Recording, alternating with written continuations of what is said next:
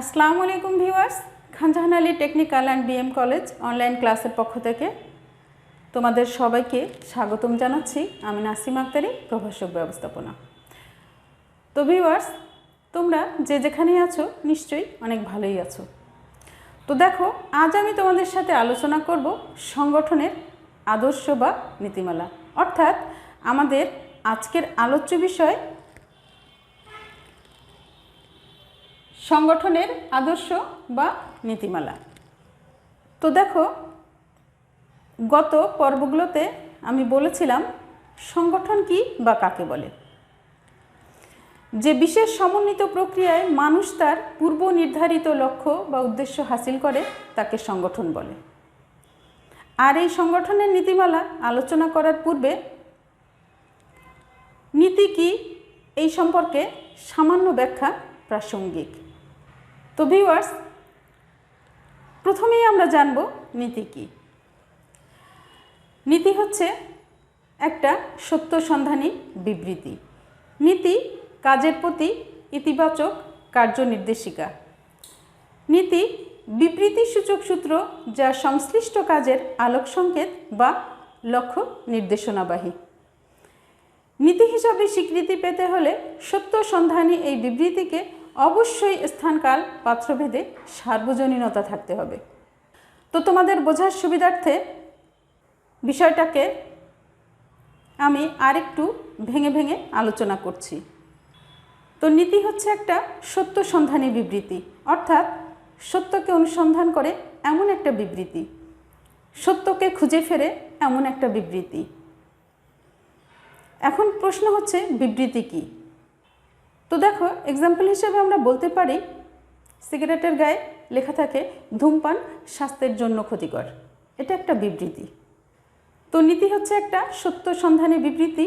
নীতি কাজের প্রতি ইতিবাচক কার্যনির্দেশিকা, অর্থাৎ আমরা যে কাজ করতে যাচ্ছি সেই কাজের প্রতি ইতিবাচক বা পজিটিভ বা পক্ষে একটা দিক নির্দেশনা হিসাবে কাজ করে।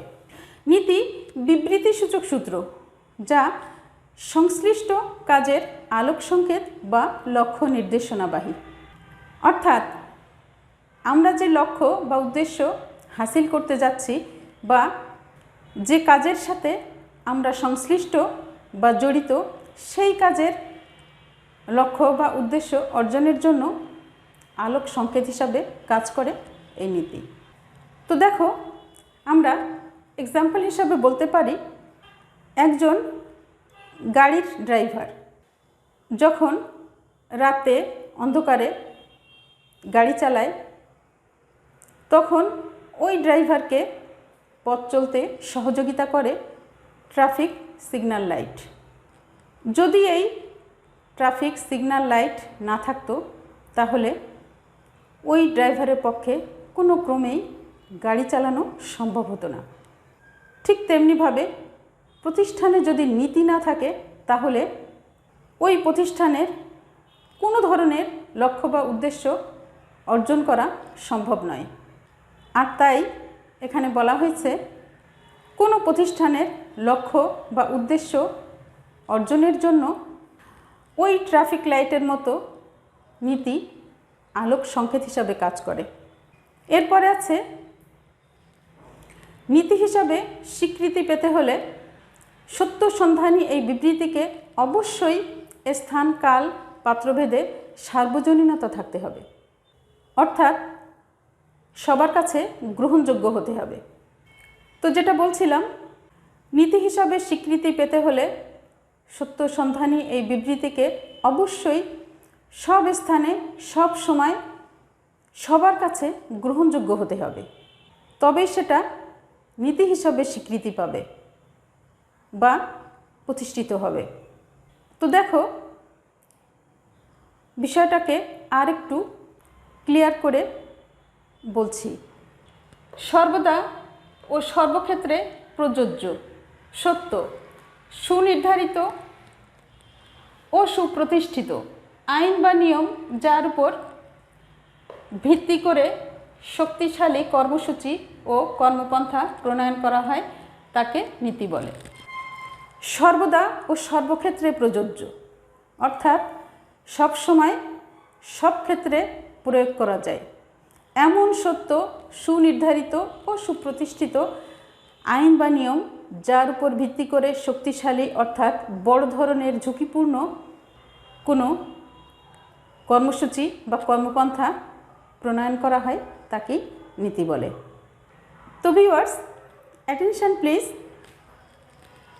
এখানে দেখো, অধ্যাপক এইচ কুঞ্জ ও সাইরিল ও ডোনেলের মতে প্রিন্সিপালস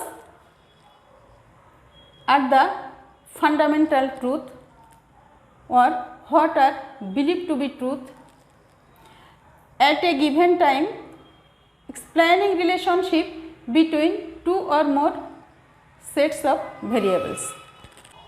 Fundamental truth অর্থাৎ মৌলিক সত্য, believed to be truth অর্থাৎ বিশ্বাসযোগ্য সত্য, at a given time, explaining relationship অর্থাৎ সম্পর্কের ব্যাখ্যাদানকারী, between two or more sets of variables দুই বা ততোধিক চলকের মধ্যে।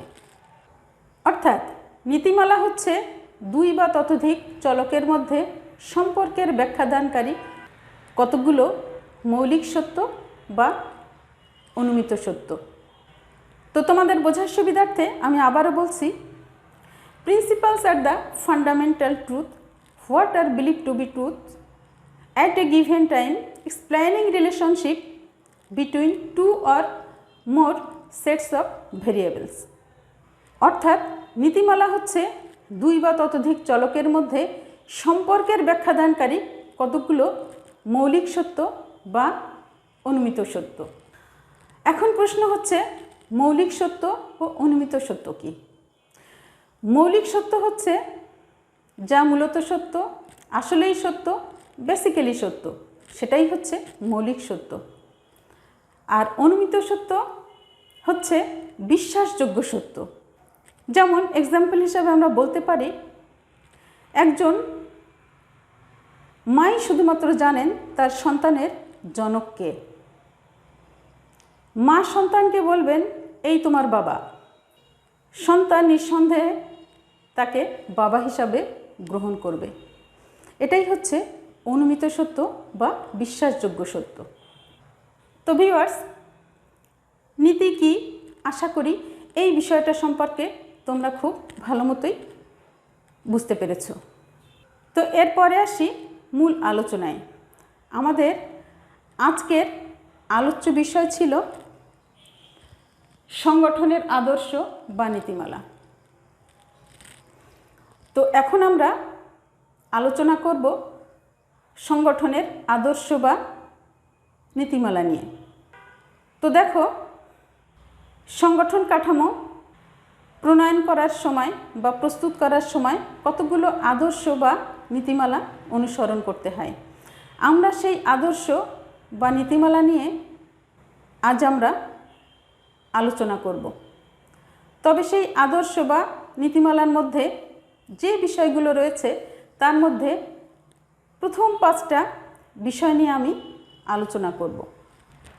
তো এখানে 1 নম্বর আছে সুসংজ্ঞায়িত উদ্দেশ্য নির্ধারণ, 2 নম্বর উদ্দেশ্যের ঐক্য, 3 নম্বর দক্ষতার নীতি, 4 নম্বর কর্তৃত্ব দায়িত্বের নীতি, 5 নম্বর একই জাতীয় কার্যাদির একত্রীকরণ।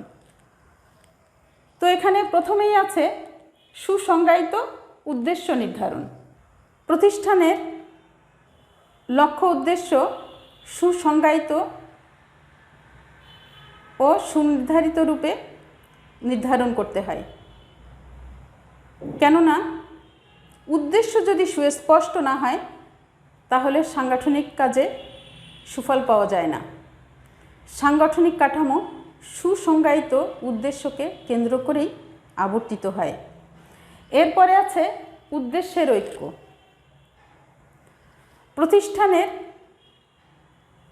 বিভিন্ন বিভাগ, উপবিভাগ বা ইউনিট সামাজিকভাবে এক বা অভিন্ন উদ্দেশ্য হাসিলের জন্য পরিচালিত হতে হবে। অর্থাৎ প্রতিষ্ঠানের আলাদা আলাদা বিভাগ থাকবে, যেমন ক্রয় বিভাগ, উৎপাদন বিভাগ, বিক্রয় বিভাগ ইত্যাদি। এসব প্রত্যেক বিভাগ আলাদা আলাদা হলেও এই আলাদা আলাদা বিভাগের উদ্দেশ্য থাকবে এক ও অভিন্ন, অর্থাৎ প্রতিষ্ঠানের সকল বিভাগের বা সকলের এক বা অভিন্ন উদ্দেশ্যে পরিচালিত হতে হবে। এরপরে আছে দক্ষতার নীতি। ন্যূনতম ব্যয়ে সর্বাধিক সাফল্য অর্জন করার মাধ্যমেই দক্ষতার নীতি প্রমাণিত হয়। অর্থাৎ কতটা কম খরচে বেশি বেশি পণ্য উৎপাদন করা যায় তার উপর সাংগঠনিক দক্ষতা নির্ভর করে। অর্থাৎ সাংগঠনিক পরিকল্পনা ও সংগঠন কাঠামো এমনভাবে প্রণয়ন করতে হবে যাতে সাংগঠনিক দক্ষতা প্রমাণিত হয়। এরপরে আছে কর্তৃত্ব ও দায়িত্বের নীতি। কর্তৃত্ব ও দায়িত্ব নিবিড়ভাবে সম্পর্কিত। কর্তৃত্ব ছাড়া কোনো কর্মী যথাযথভাবে তার নিজস্ব দায়িত্ব কর্তব্য সম্পাদন করতে পারে না। এজন্য দায়িত্ব অর্পণ করার সাথে সাথে কর্তৃত্ব অর্পণ করতে হয়। তবে দায়িত্ব ও কর্তৃত্বের মধ্যে একটা সামঞ্জস্য থাকা আবশ্যক, কারণ অধিক কর্তৃত্বের বোঝা প্রতিষ্ঠানের জন্য যেমন ক্ষতিকর, তেমন অধিক দায়িত্ব অর্পণ করলেও প্রতিষ্ঠানের লক্ষ্য অর্জনের পথে তা বাধা হয়ে দাঁড়ায়। অর্থাৎ কর্তৃত্ব যদি বেশি হয়ে যায় তাহলে নিজেকে অধিক ক্ষমতাশীল মনে করে অধস্তন কর্মীদের উপর খেয়াল খুশি মতো আচরণ করে। আবার কর্তৃত্বের পরিমাণ যদি কম হয়ে যায়, কর্তৃত্ব যদি কমে যায়, তাহলে অধস্তন কর্মীরা ওই ঊর্ধ্বতন কর্মকর্তাকে মানতে চায় না। এজন্য দায়িত্ব ও কর্তৃত্বের মধ্যে সামঞ্জস্য থাকা বাঞ্ছনীয়। এরপরে আছে একই জাতীয় কার্যাদির একত্রীকরণ। সংগঠন কাঠামো এমনভাবে প্রণয়ন করতে হবে যাতে করে প্রতিষ্ঠানের সামগ্রিক কার্যাবলীর মধ্যে একই জাতীয় কাজগুলোকে আলাদা আলাদা শ্রেণীতে ভাগ করে আলাদা আলাদা বিভাগ গঠন করে এক একটা বিভাগের দায়িত্ব এক একজন বিশেষজ্ঞ কর্মীর উপর অর্পণ করা যায়। এতে করে তত্ত্বাবধান ও নিয়ন্ত্রণ সহজতর হয়। তো ভিউয়ার্স, এই ছিল আমাদের আজকের আলোচনা। পরবর্তী পর্বে এই বিষয়েরই অর্থাৎ সংগঠনের আদর্শ বা নীতিমালার বাকি অংশটুকু আলোচনা করব। ততক্ষণ পর্যন্ত তোমরা সাবধানে থাকবে, বাহিরে বের হওয়ার সময় কোভিড প্রুফ ব্যবহার করবে, সুস্থ থাকবে, ভালো থাকবে। আল্লাহ হাফেজ।